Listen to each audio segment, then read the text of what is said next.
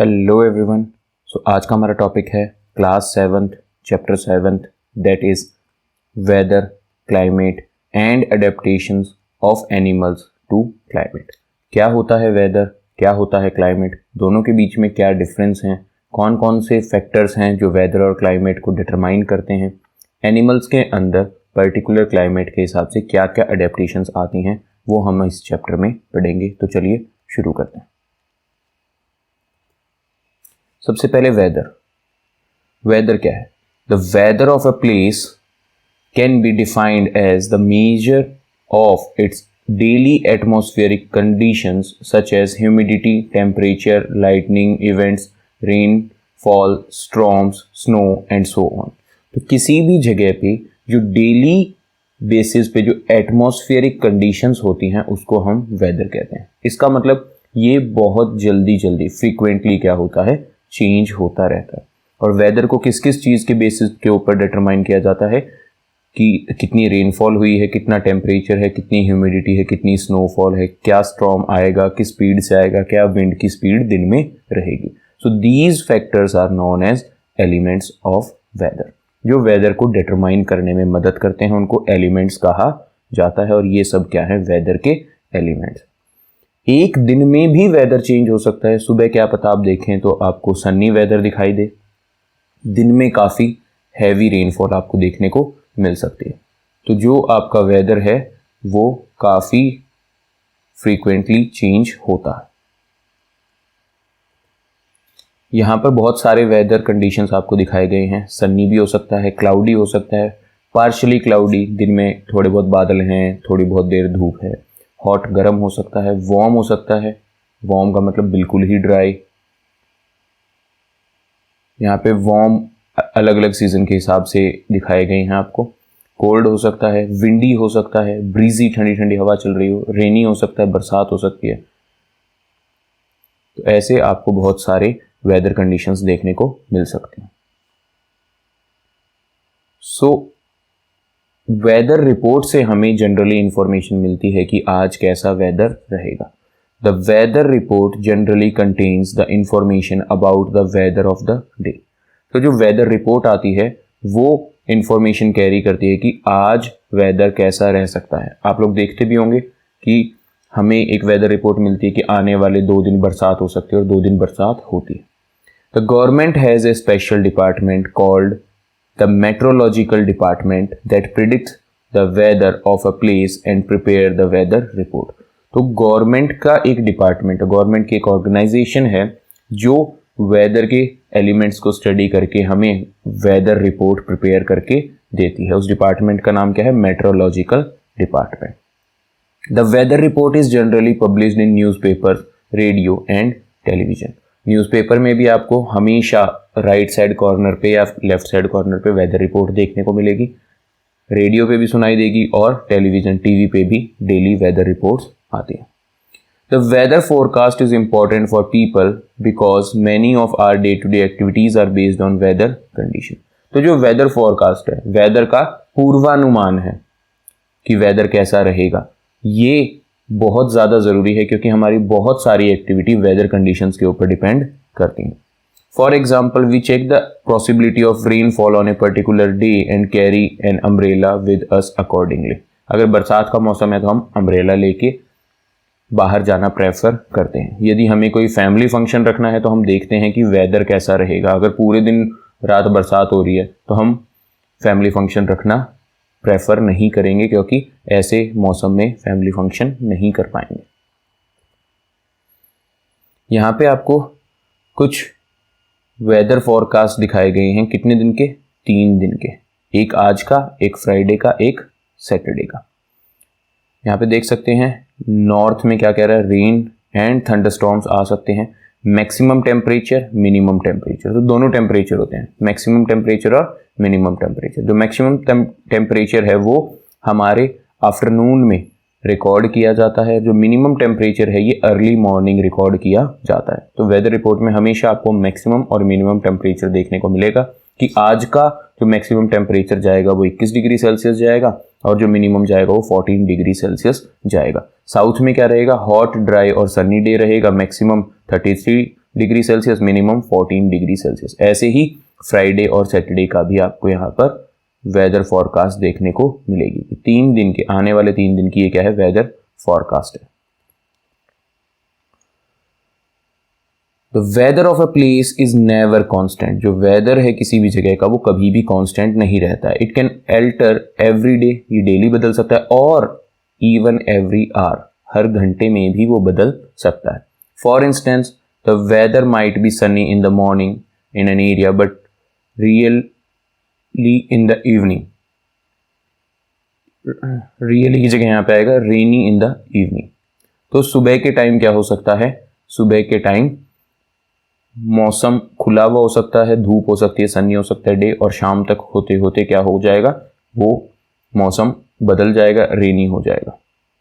The weather report of a place always include the minimum and maximum temperature of the day which are measured by using a minimum and maximum thermometer.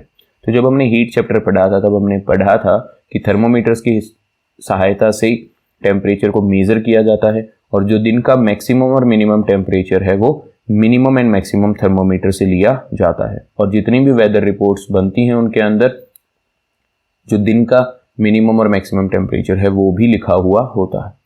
The minimum temperature can be experienced in the morning time while the maximum temperature is experienced in the afternoon।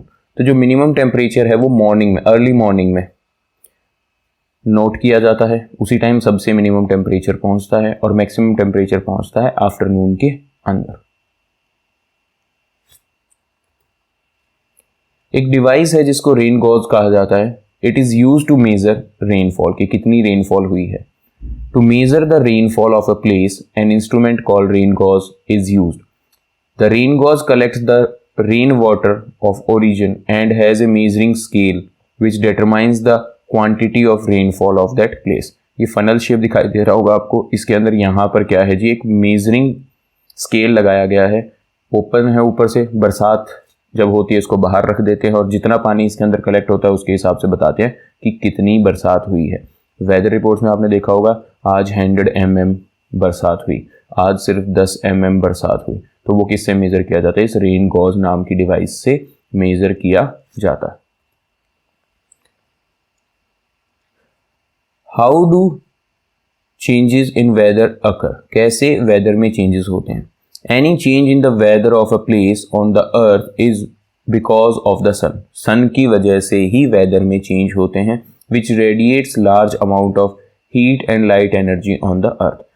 जो कि अर्थ के ऊपर heat और light energy का सबसे बड़ा source है। The formation of winds, winds कैसे फॉर्म होती हैं ये हमने विंड स्टॉर्म एंड साइक्लोन में देखा था। अनइवन हीटिंग ऑफ अर्थ, और वो अनइवन हीटिंग किसकी वजह से होती है, सन की वजह से, और उसी की वजह से रेनफॉल आती है। विंड भी उसी की वजह से एक जगह से दूसरी जगह ब्लो करती है, रेनफॉल भी उसी की वजह से आती है। जितने भी वो आपने थंडर स्टॉर्म, साइक्लोन और ये टॉर्नेडो पड़े थे ये भी उसी की वजह से होते हैं। इसी सन की अनइवन हीटिंग की वजह से ही वेदर के अंदर आपको चेंजेस देखने को मिलेंगे। And the change in the seasons all occur because of sun. जो सीजन में चेंज आ रहे हैं वो भी सन की वजह से ही आते हैं। So why days are shorter in the winter season, जो दिन है वो विंटर सीजन में छोटे क्यों होते हैं। We know that the earth spins on its axis around the sun. Earth क्या करती है, स्पिन करती है, मतलब रोटेट भी कर रही है अपने एक्सिस के ऊपर और सूरज के चारों तरफ भी घूम रही है। This is your son. Hence the amount of sunlight in a place receives various throughout the year as its position with respect to sun changes because of the rotation of the earth। तो जो amount of sunlight receive हो रही है various places के ऊपर पूरे साल के अंदर, वो क्या है जी, different है depending upon the position with respect to the sun। अर्थ की सन के रिस्पेक्ट में क्या पोजीशन है उसके हिसाब से अमाउंट ऑफ लाइट जो अर्थ रिसीव करती है सन से वो क्या होती है, डिफरेंट होती है। This also leads to change in the seasons of the place. और जो ये अर्थ सूरज के चारों तरफ घूम रही है इसकी वजह से ही सीजन्स में बदलाव आता है।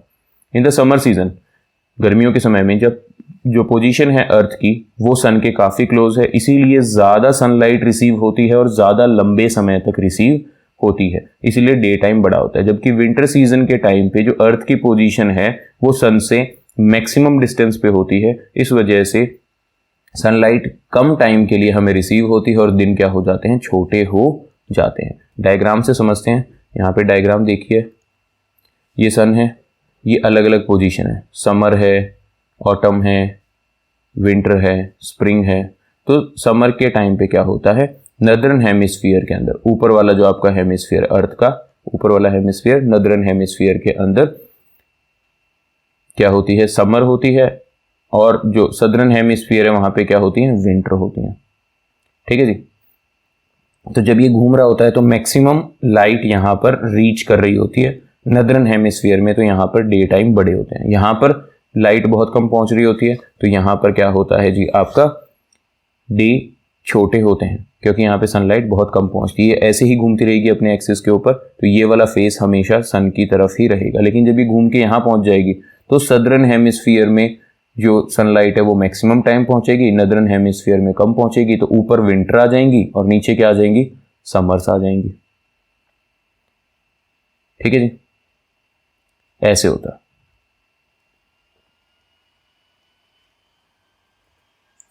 क्लाइमेट क्या होता है? The climate of a place can be defined as the prevailing weather condition of the place for a long period of time, for example 25 year। तो वेदर तो डेली चेंज होता है, आर्ली बेसिस पे भी change हो जाता है, लेकिन किसी भी जगह का बहुत लंबे समय से चलता आ रहा जो एवरेज वेदर है उसको क्या कहते हैं, क्लाइमेट कहते हैं। कितने लंबे टाइम से चला आ रहा, 20 या 25 साल से जो एवरेज वेदर कंडीशंस वहां की हैं उसको वहां का क्लाइमेट कहा जाता है। एग्जाम्पल के तौर पे जो टेम्परेचर है राजस्थान में वो जनरली क्या रहता है, हाई रहता है पूरे ही साल, क्योंकि वहां पर क्या है जी, ज्यादा बरसात नहीं होती है। इस वजह से राजस्थान का जो क्लाइमेट है वो क्या है, हॉट एंड ड्राई। हॉट क्यों, टेम्परेचर हाई है, ड्राई क्यों, रेनफॉल कम है, इसीलिए वहां का क्लाइमेट क्या रहेगा, हॉट एंड ड्राई क्लाइमेट रहेगा। ये देख सकते हैं आप, अर्थ की डिफरेंट जो लेटीट्यूड्स हैं उनके ऊपर अलग अलग आपको क्लाइमेट देखने को मिलेंगे। पोलर रीजन है, बहुत ठंड रहती है, कॉन्टिनेंटल है, थोड़ी सी कम ठंड है, टेम्परेट है, मॉडरेट सा टेम्परेचर है, ज़्यादा आपको दिक्कत सी महसूस नहीं होगी। ड्राई मतलब सूखा है और साथ में टेम्परेचर भी ज़्यादा है। ट्रॉपिकल, ये ट्रॉपिकल रीजन है आपका, इक्वेटर के दोनों तरफ, यहाँ पर बरसात भी ज़्यादा है और गर्मी भी ज़्यादा है। क्लाइमेट एंड अडेप्टेशन क्या होते हैं, क्लाइमेट के हिसाब से अडेप्टेशन। अडेप्टेशन मीन्स बदलाव जो किसी भी एनिमल के अंदर होता है। तो क्लाइमेट के हिसाब से वो अपने आप को चेंज कर लेते हैं समय के साथ, ताकि वो उस क्लाइमेट के अंदर आसानी से सर्वाइव कर सकें। The climate of a place can affect the living organism of that area. तो किसी भी जगह का जो क्लाइमेट है वो उस जगह में रहने वाले लिविंग ऑर्गेनिजम्स को अफेक्ट करता है। Animals living in particular region adapt themselves so that they can survive the weather conditions of that place. तो जो एनिमल्स हैं जो पर्टिकुलर रीजन में रह रहे हैं वो अपने आप को इस हिसाब से अडेप्ट कर लेते हैं ताकि वो उस एनवायरमेंटल कंडीशन में सर्वाइव कर सकें, जिंदा रह सकें। The features and habits of the animals starts to change as per the climate of the place. तो जिस क्लाइमेट में वो रहते हैं उसके हिसाब से उनकी बॉडी के अंदर, उनकी हैबिट्स के अंदर चेंज आते रहते हैं। यहाँ पे आप देख सकते हैं, आपको एक रीजन दिखाई दे रहा होगा, ये अलास्का है, कनाडा है, ग्रीनलैंड है, आइसलैंड है, नॉर्वे है, स्वीडन, फिनलैंड। तो ये है आपका नॉर्थ पोल वाला इलाका जहाँ पर बहुत ज़्यादा ठंड पड़ती है, इसको कहते हैं पोलर रीजन। ऐसे ही पोलर रीजन कहाँ पे, हमारे साउथ पोल के ऊपर भी पोलर रीजन प्रेजेंट है। The area of the earth that surround the north pole and south pole is called the polar region। तो नॉर्थ पोल और साउथ पोल वाला इलाका क्या कहलाता है, आपका पोलर रीजन कहलाता है। The climate of the polar region is extremely cold throughout the year and receives heavy snow। जो वहाँ का टेम्परेचर है वो हमेशा कम रहता है और वहाँ पे बहुत ज़्यादा बर्फबारी होती है।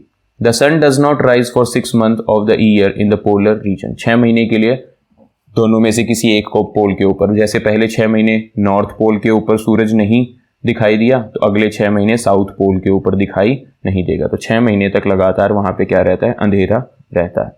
The temperature in the polar region can be as low as -37 degree Celsius. कितना लो हो सकता है? -37 डिग्री सेल्सियस तक लो हो सकता है।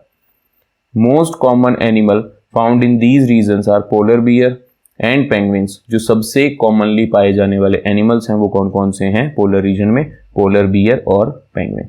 बहुत सारे और भी एनिमल्स हैं जो इस रीजन में पाए जाते हैं, जैसे कि फिश हैं, बर्ड हैं, ऑक्सन है, musk, reindeer, fox, whales and seals. ये अदर एनिमल्स हैं जो इस इलाके में पाए जाते हैं। They have adapted themselves so that they can survive easily in these place. उन्होंने अपनी बॉडी को इस हिसाब से अडेप्ट कर लिया है, चेंज कर लिया है, ताकि वो इन प्लेसेस में आसानी से रह सकें। यहाँ पे देख सकते हैं आप, काफ़ी सारे एग्जाम्पल्स हैं आपको।